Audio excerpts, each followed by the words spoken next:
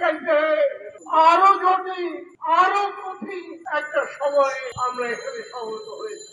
সেদিন আমরা স্বৈরাচারী ফ্যাসিস্ট আওয়ামী লীগ সরকার, শেখ হাসিনার সরকারের বিরুদ্ধে প্রায় সারাটা দেশ ঐক্যবদ্ধ হয়েছিলাম এবং ধীরে ধীরে ধাপে ধাপে আমাদের সেই ঐক্য, আমাদের সেই সংগ্রাম তার চূড়ান্ত বিজয়ের দিকে ধাবিত হচ্ছিল।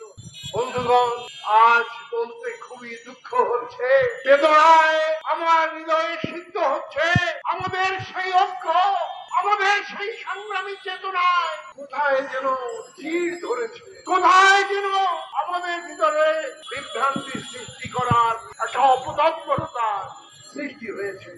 বন্ধুগণ, শেখ হাসিনার পরাজয়ের মধ্য দিয়ে যে অন্তর্বর্তীকালীন সরকারের সূচনা, আমরা তাকে দুই হাত তুলে আশীর্বাদ করেছিলাম, অভিনন্দন জানিয়েছিলাম। এখনো এই মুহূর্তেও সেই সরকারের প্রতি আমাদের আস্থা রয়েছে, আমাদের ভালোবাসা রয়েছে, আমাদের সমর্থন রয়েছে। কিন্তু একই নিঃশ্বাসে এই কথাটুকু বলতে চাই, এই সরকার প্রতিদিন একটার পর একটা ভুল করে চলেছে। পাহাড় পর্বতের মতো তাদের এই ভুল জাতীয় ঐক্যের ফাটল সৃষ্টি করেছে।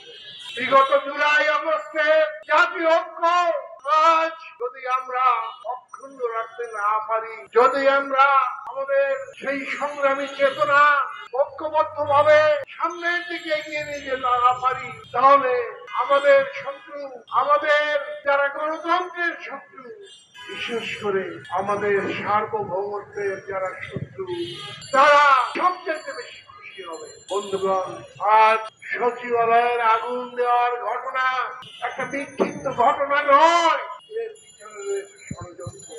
আজ আমাদের সংগ্রামী ছাত্র সমাজ, আমাদের যুব সমাজ, আমাদের রাজনৈতিক শিবির দ্বিধাদ্বন্দ্বের ভিতরে ভুগছে।